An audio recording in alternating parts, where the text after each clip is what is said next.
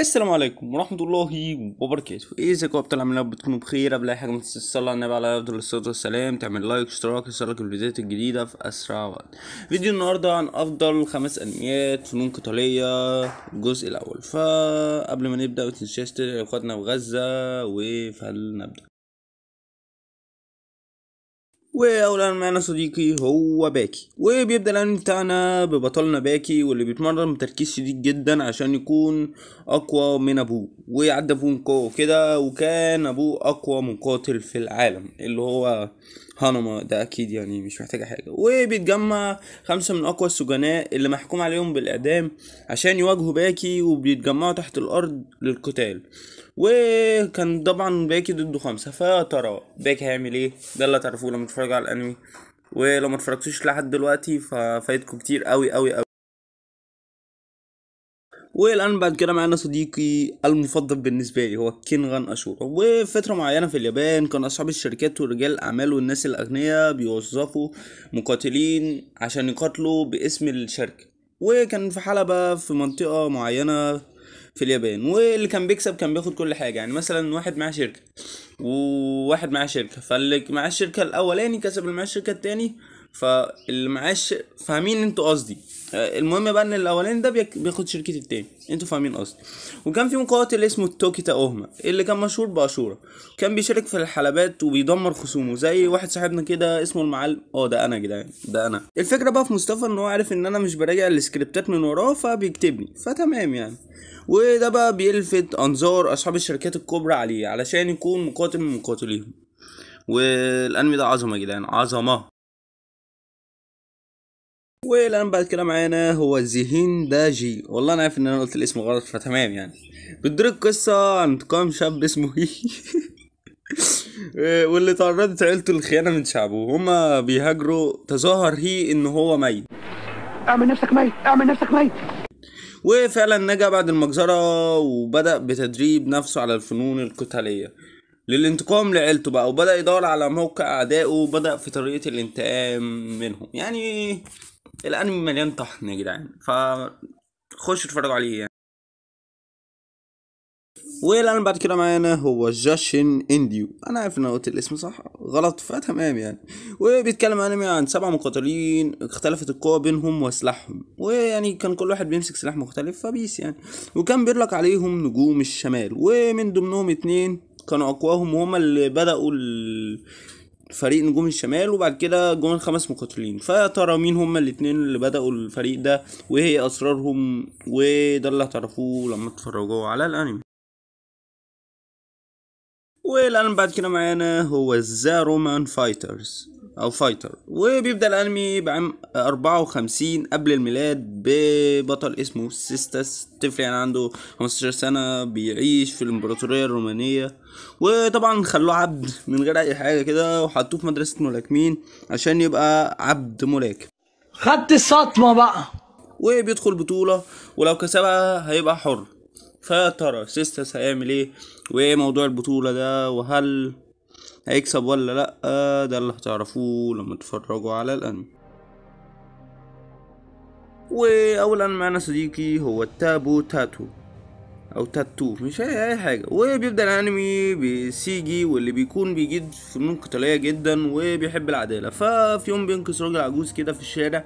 فالراجل العجوز دوت اداله حاجه غريبه، والحاجه الغريبه دي بتسيب اثر وشم على ايد سيجي. انا عملت ايه؟ انا عملت ايه والله العظيم؟ وبيكتشف سيجي في الاخر ان الوشم اللي في ايده ده مش وشم عادي، والوشم ده سلاح سري بيمنح للي شايله قوة خارقة كبيرة جدا. وتم تطوير السلاح ده من دولة امريكا ودولة اسمها سيريسنتيان. هبقى اكتب لكم الاسم كده. وبيقرر سيجي مساعدة الحكومة، وده بيخليه متورط بين امريكا وسيريستيان دي. فايه اللي هيحصل؟ ده اللي هتعرفوه لما تتفرجوا على الانمي. والان بعد كده معانا هو شيجري ياي. وقصة الانمي بتدور في عصر ايدو، وكان الناس بتستمتع بسلام. فبيقرر اللورد ان هو يعمل بطولة قتال. الدماغ دي دماغ مجرم بصحيح. وكان زمان في الماضي القتال كان بالسيوف الخشبية، بس المرة دي بقى هيستخدموا سيوف حقيقية. وبيكون في 2 اسمهم فوجي وايواكو. ايه الاسامي ده يا مصطفى؟ وبيكون تلاميذ واحد اسمه ايومواتو، ومش عارف الاسامي دي بس ماشي. وكل واحد بقى مصر ان هو يثبت نفسه خليفه لايومواتو ده. مصطفى بقى كاتب لي ربنا يكون في عونك في الاسامي. والله يا اسطى انت اللي بتجيب لي انميات غريبه.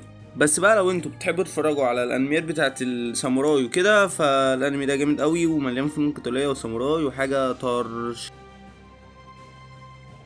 والان بعد كده معانا هو ده. طبعا مش هقول اسم عشان اطول من حياتي. وبتدور قصه الانمي بقى عن مقاتل لا يقهر اسمه موتسو، وكان اسلوب القتالي بتاعه كان غير مسلح، بيسمح للمستخدمين بتوع الاسلوب دوت ان هم يكسبوا اي حد معاه سلاح وكده. وكان بيحكي بقى ان الانمي ده عن في 3 اجيال بيستخدموا نفس الاسلوب ده، يعني حتى قصة الانمي غريبة مش اسمه بس. فالانمي جامد، اتفرجوا عليه. ونخش على اللي بعده. والان بعد كده معانا هو ماشين جيو.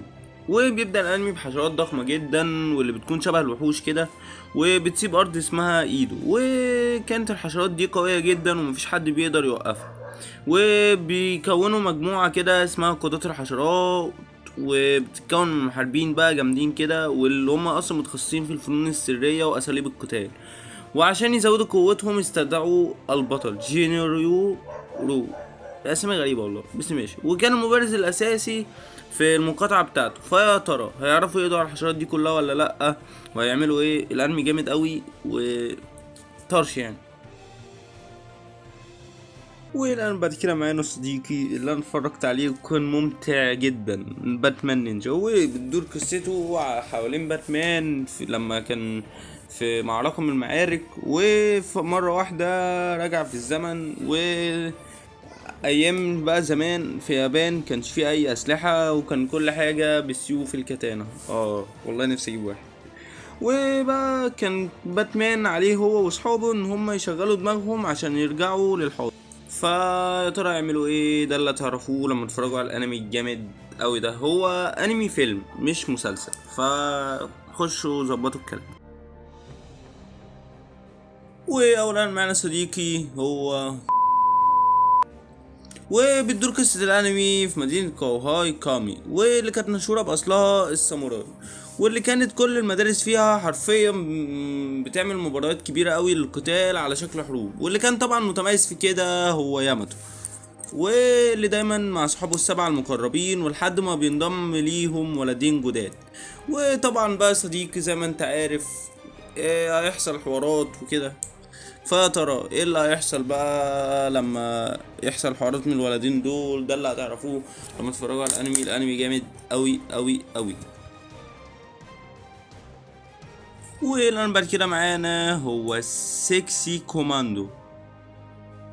هو اسمه كده والله انا ماليش فيه.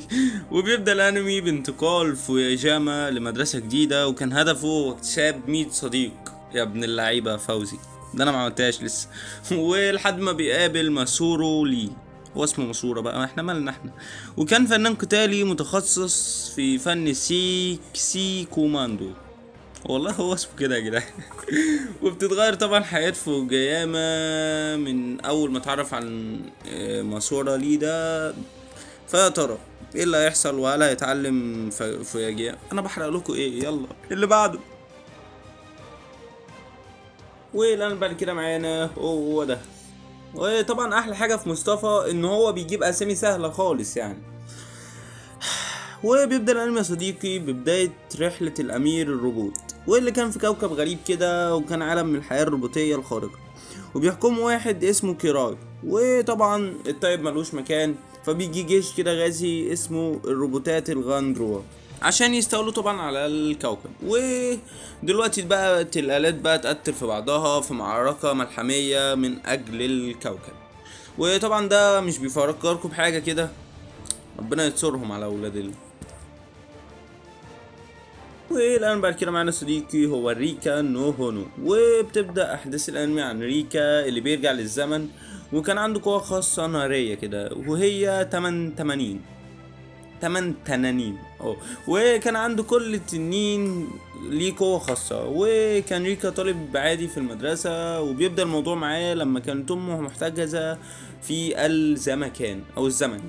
وكانت بتراقبه طبعا وبتبعت له رسائل علشان يعرف بقوته. فيا ترى هيعرف يتحكم في قوته دي ولا لا، ولا هيكون سبب دمار حاجة ولا لا؟ ده اللي هتعرفوه لما تتفرجوا على الانمي. واللي بعد كده معانا هو جابت، مش عارف الاسم غلط والله، انا عارف ان انا قلت غلط، فبيس. وبتظهر احداث الانمي في سنة 2030، ولما بيظهر فيروس غريب كده بيحول الناس لوحوش، فبينتقل ساموراي من عصر الايديدو علشان يحاول يحد من الكارثة دي.